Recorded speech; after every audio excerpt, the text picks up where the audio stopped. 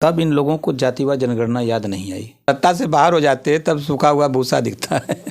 क्या आपको कब मंत्री बनाया जाएगा?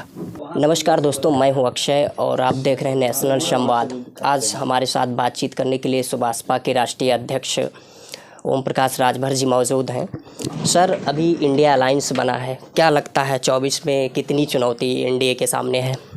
कोई चुनौती नहीं है।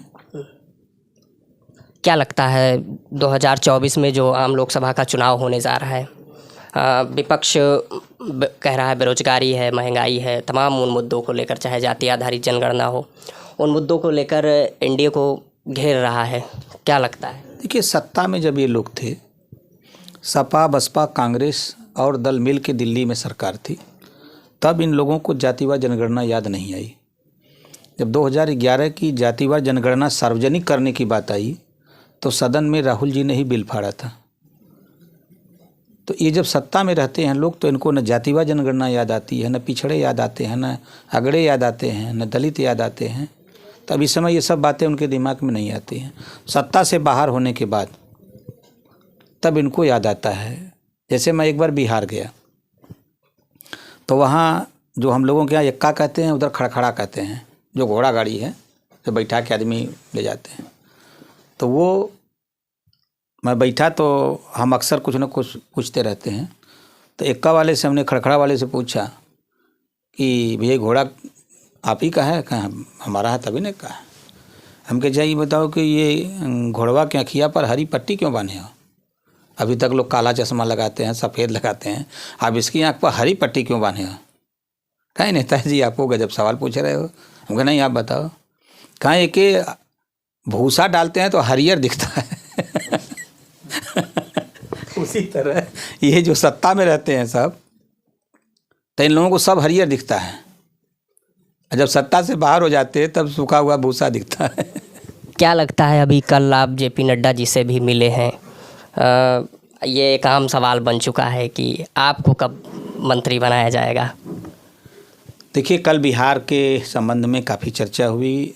माननीय जेपी नड्डा जी के कार्यक्रम एक हम अपनी पार्टी के बैनर तले करना चाहते हैं, उस पर चर्चा किया। और यूपी में जो कल तक पूर्वांचल के नाम से हमको लोग बताते थे, कल खुद माननीय जेपी नड्डा जी ने कहा कि आपने बड़ी रैली इटावा में किया, आपने औरैया किया, आपने मैनपुरी किया, हरदोई में किया, लखीमपुर में किया, आप पश्चिम में सहारनपुर, बागपत, शामली किया, कासगंज किया, एटा किया। पश्चिम में आप बड़ी रैली कर रहे हैं, वहाँ संगठन का विस्तार हो गया है। हमके मानवर अगर विस्तार नहीं होता तो ये भीड़ क्यों आती? क्या नहीं, वही तो हम लोग भी देख रहे हैं कि इतनी भीड़ कहाँ से आ रही है। इस बात को लेकर हम लोग परेशान हैं। क्या लगता है 24 में आप अपनी पार्टी सिंबल पर कितने प्रत्याशी उतारेंगे उत्तर प्रदेश में? और सूत्रों से पता चल रहा है कि बिहार में भी आप हो सकता है प्रत्याशी बनाएं। हो सकता है नहीं, निश्चित बनाएंगे। बिहार भी लड़ेंगे, यूपी भी लड़ेंगे। जो सीट का बंटवारा जब होगा तो उस समय तय कर लिया जाएगा। और जो लक्ष्य सबका है कि 24 में माननीय मोदी जी को प्रधानमंत्री बनाने का, यूपी में योगी जी के नेतृत्व में और मोदी जी के 80 सीट जीतने का, हम सब लोग उस पर काम कर रहे हैं। और निश्चित है हम लोग सफलता की ओर बढ़ चुके हैं। यदि आप कहना चाह रहे हैं कि तीसरी बार बीजेपी सरकार बनाने जा रही है, एनडीए सरकार बनाने जा रही है, उत्तर प्रदेश में देखा जाए सबसे अधिक लोकसभा सीटें आती हैं और ये हर कोई जानता है, यहीं से दिल्ली का रास्ता तय होता है। अखिलेश यादव ने पीडीए का नारा दिया है। और 2024 में किन मुद्दों को लेकर आप लोग जनता के बीच में जाएंगे? क्या लगता है अखिलेश जी से बड़ी चुनौती है उत्तर प्रदेश में? कोई चुनौती नहीं है अखिलेश जी से। अखिलेश जी, मैं खुद जो है एनडीए में शामिल होकर हम सट करके मोदी जी को 2024 में प्रधानमंत्री बनाने की लड़ाई लड़ रहे हैं। और अखिलेश जी हट करके मोदी जी को प्रधानमंत्री बनाने की लड़ाई लड़ रहे हैं, जिसका जीता जागता उदाहरण दिन में ये भाजपा के खिलाफ बोलते हैं और रात को गुलदस्ता लेकर कभी माननीय जेपी नड्डा जी से, कभी माननीय मुख्यमंत्री जी से, कभी प्रधानमंत्री जी से। ये फ़ोटो देखिए, हम आपको फ़ोटो दिखा देते हैं। देखिए, ये फ़ोटो अखिलेश जी की है, जेपी नड्डा जी की है। ये गुलदस्ता लेके गए हैं बेचारे कि हमको बोलने की छूट दिन में दीजिए आप सरकार बनाइए, हमको दिल्ली में सरकार नहीं बनानी है। ये तस्वीर बताई जा रही है कि एक कार्यक्रम था, उस दौरान गए थे डिबेट में, तो गेस्ट हाउस में रुके हुए थे। ये जेपी नड्डा जी तो गुलदस्ता दिए नहीं। गुलदस्ता किसने दिया? अगर ये सवाल वो कर रहे हैं तो जेपी नड्डा जी गुलदस्ता दिए हैं अखिलेश जी को कि अखिलेश जी गुलदस्ता दिए हैं? सवाल इस बात का है। ये होटल का है, अब नेता चोरी से कहाँ मिलेगा? होटल में नहीं मिलेगा कि वहाँ कोई जाने न। लेकिन तीसरी आंख जो लगी हुई है हर होटल में, वो फ़ोटो खींच लेती है, किसी को पता नहीं लगता है, और मीडिया उस फ़ोटो को धीरे से निकाल लेता है। तो इस पे खाली हमारा इतना सा सवाल है कि जेपी नड्डा जी गुलदस्ता दे रहे हैं कि अखिलेश जी गुलदस्ता दे रहे हैं। सवाल इस बात का है। जेपी नड्डा जी तो नहीं देंगे, तो गुलदस्ता किसका है? अखिलेश जी का है। क्या लगता है सर, आज प्रधानमंत्री जी अयोध्या गए हैं, तो क्या आपको निमंत्रण नहीं मिला था? नहीं, हमारा कार्यक्रम दिल्ली था। हमने अपना कार्यक्रम 3 दिन का दिल्ली लगा रखा था। देखा आपने फ़ोटो। कल माननीय जेपी नड्डा जी से मिलने का था, आज गृह मंत्री जी से था। तो संयोग से गृह मंत्री जी का 4 दिवसीय कार्यक्रम बाहर, दिल्ली से बाहर हैं। तो कल परसों ही हमको मैसेज मिला गृह मंत्री जी का कि हम 3 दिन बाद आपसे मिलेंगे, हम बाहर कार्यक्रम लगा हुआ है। तो एक बार तो सोचे कि कार्यक्रम कैंसिल करके हम भी अयोध्या की तरफ चलें, तो फिर ये हुआ कि चलो चला जाए दिल्ली और घूम ही आया जाए, बहुत दिन हो गया है। तो दिल्ली चले गए और माननीय जेपी नड्डा जी से मिले, मिल करके रात को हम चले आए। 69,000 शिक्षक भर्ती में ये कहा जा रहा है कि आरक्षण घोटाला हुआ था। अभ्यर्थी लगातार 560 दिनों से हो गया धरना दे रहे हैं, भूख हड़ताल पर हैं। अब क्या कुछ कहना चाहेंगे? उनकी मांग जो है मुख्यमंत्री जी से क्या बात करवाने के लिए, मिलवाने के लिए कुछ आश्वस्त करना चाहेंगे? देखिए, 3 बार मैं इस प्रकरण को लेकर के, मैं एनडीए में शामिल नहीं था तब, 3 बार मुख्यमंत्री जी से इस प्रकरण को लेकर मिला। कल भी जेपी नड्डा जी के सामने मैंने इस बात को रखा था कि अलग अलग प्रदर्शन हो रहे हैं, इस तरह का समस्या है, और इस समस्या के समाधान के लिए माननीय मुख्यमंत्री जी ने कहा कि जितने लोग एप्लीकेशन रीट दाखिल किए हैं वो अपने अपने वकील को लेके बैठ जाएं, और हम अपने जो सरकारी हमारे महाधिवक्ता हैं उनको बैठा देते हैं, सब लोग मिल करके तय कर लीजिए, हम उसको फाइनल मान लेंगे।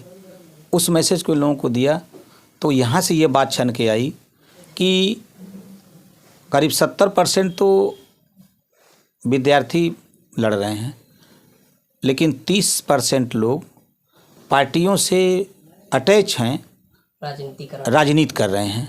वो न्याय की नहीं, वो इस मामले को उलझा करके रखना चाहते हैं। तो अब मुख्यमंत्री से जब मैं मिला तो 6,800 भर्ती करने के लिए आदेश भी हो गया। उन्हीं बच्चों से पूछिएगा, आदेश भी हो गया। फिर उन्हीं में से ये बच्चे फिर चले गए हाई कोर्ट, उन्होंने फिर दाखिल किया कि नहीं, हमको 18,000 चाहिए, हम 6,800 से नहीं संतुष्ट हैं। फिर उसके बाद रीट पर रीट दाखिल होती गई। लेकिन बैनर पे उन्होंने केवल 6800 ही लिखा है। या मेरे वो भर्ती 69,000 की है ना, 69,000 के प्रकरण पर आदेश तो मुख्यमंत्री ने कर दिया, लेकिन उसी मामले पर 6800 के ही सवाल पे रीट दाखिल हुई ना कि नहीं, 6800 हमें नहीं चाहिए, हमें 18,000 चाहिए। तो अब वो मामला कहाँ रह गया? हम तो आज भी कह रहे हैं, आप जाइएगा तो उनसे कहिएगा, हम आज भी कह रहे हैं कि जितने रीट दायर करने वाले साथी हैं वो सब लोग एक जगह बैठ जाएं। हम मुख्यमंत्री से मिल करके, मुख्यमंत्री जी का एक प्रतिनिधि, चाहे कहें तो सर जो महाधिवक्ता हैं उन्हीं को ले लेंगे, वो अपने वकील को ले लें, बैठ के बात कर लें, हम मध्यस्थता करा देंगे, और जो फैसला इन लोगों को मंजूर हो फैसला दें, दोनों लोग बैठ के बात कर लें। और पिछड़ों के सबसे बड़े दुश्मन तो लखनऊ में बैठे हैं, मायावती जी और अखिलेश जी। ये लोग अगर इनका हित चाहते हैं तो ये मुख्यमंत्री से क्यों नहीं मिलते?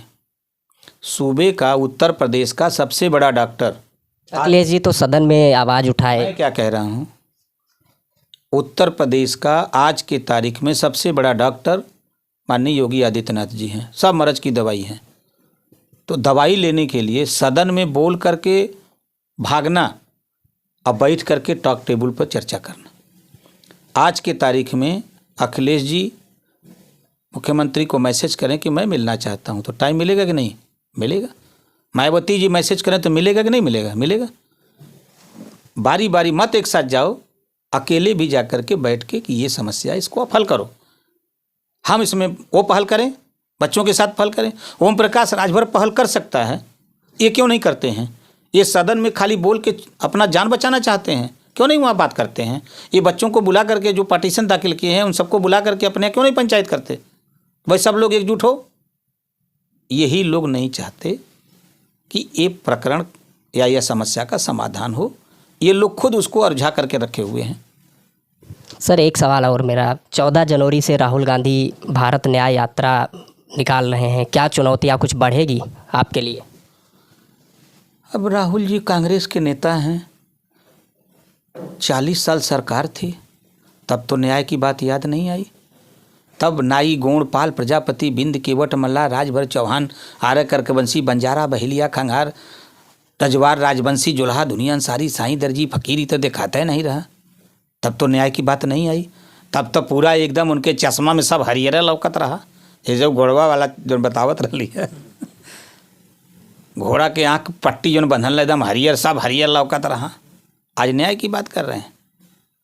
40 साल में बता दें इन लोगों के साथ कितना न्याय किए हैं। मुसलमानों को नफरत के सिवा कुछ दिया हो तो बता दे कांग्रेस बसपा सपा। अति पिछड़ों को कुछ दिया हो सपा बसपा तो बता दे। किसी थाने पर आप जाओ, ब्लॉक पे जाओ, तहसील पे जाओ, कचहरी में जाओ, ना स्टोनो मिलेगा, ना पेशकार मिलेगा, ना बाबू मिलेगा, ना चपरासी मिलेगा। जिन जातियों की बात मैं कर रहा हूँ, थाने पर जाओ, ना सिपाही मिलेगा, ना दरोगा मिलेगा, ना मुंशी मिलेगा, ना दीवान मिलेगा। क्या लगता है, अगर आप ये कह रहे हैं तो समाजवादी पार्टी यदि अति पिछड़ों के साथ न्याय नहीं कर पाई तो क्या अति पिछड़ों का हिस्सा कहना चाह रहे हैं यादव खा गया? 1531 थाना है, अगर 25 का स्टाफ है तो 10 से 12 तो यादव सिपाही वहाँ है। अपने जिसकी जितनी संख्या भारी उसकी उतनी हिस्सेदारी। 4 बार सरकार थी तो 4 बार की सरकार में मैं बनारस का रहने वाला हूँ, पता कर लीजिएगा। एटा एटावा कन्नौज कासगंज से यादव के लड़के ले जा कर के बनारस में पुलिस में भर्ती कर दी गई, और गाजीपुर बनारस जौनपुर चंदौली के बच्चे, यादव के बच्चे, पुलिस लाइन की चहारदीवारी तोड़ दिए कि जब समाजवादी पार्टी को एटा एटावा कन्नौज के ही यादवों को भर्ती करना है तो गाजीपुर मऊ बलिया आजमगढ़ चंदौली के यादव कहाँ जाएंगे? पुलिस लाइन की चहारदीवारी तोड़ दिया रात को ही। जब लिस्ट निकली थी तो वो देख करके फिर वो पुलिस लाइन की चहारदीवारी, भाई सरकार थी इनकी, पैसा भेज के अपना बनवाए। फिर क्यों ऐसा किया आपने? उस लिस्ट में और जातियों क्यों नहीं कहा? आपके इलाके में बंजारा रहता है, आरक रहता है, बहेलिया रहता है, सपेरा रहता है, जुल्हा रहता है, दुनिया रहता है, क्यों नहीं उनको किया आपने? ये प्रदर्शित करता है। आप चले जाओ लेखपाल, 100 लेखपाल मिलेंगे तो बड़ी संख्या में अकले जी के बिरादर मिलेंगे। हम बोलते हैं तो बहुत पिराला सपा इनके, कैसे काहे बोलते हैं? हम भी घूम के धरातल पे देख रहे हैं, कोई ऐसी जाति नहीं है कि जिस जाति में inter BA MA MCOM BCOM बच्चे और बच्चियां न कर रहे हों। बांटोगे चीन चीन के, वोट लोगे घूम घूम के, ले लो। अब जाग रहा है, अपने हक के लिए सब लोग लड़ रहे हैं। सर मेरा आखिरी सवाल, मैं सवाल को दोहराना चाहूँगा, मंत्रिमंडल का विस्तार कब तक होगा? क्या लगता है, आप इस विषय पर कुछ चर्चा किए? आप कब तक मंत्री? चर्चा हुई है, ज्यों दिल्ली जाऊंगा लौटने के बाद आपको बता दूंगा कि कब तक हो जाएगा। चलिए, बहुत शुक्रिया हमारे साथ बातचीत करने के लिए। सुभाषपा के राष्ट्रीय अध्यक्ष जी थे। इस विषय पर आप सभी लोगों की क्या प्रतिक्रिया है? आप अपनी प्रतिक्रिया कमेंट बॉक्स के माध्यम से अवश्य दें। अक्षय की रिपोर्ट, कैमरे के पीछे गौरव है।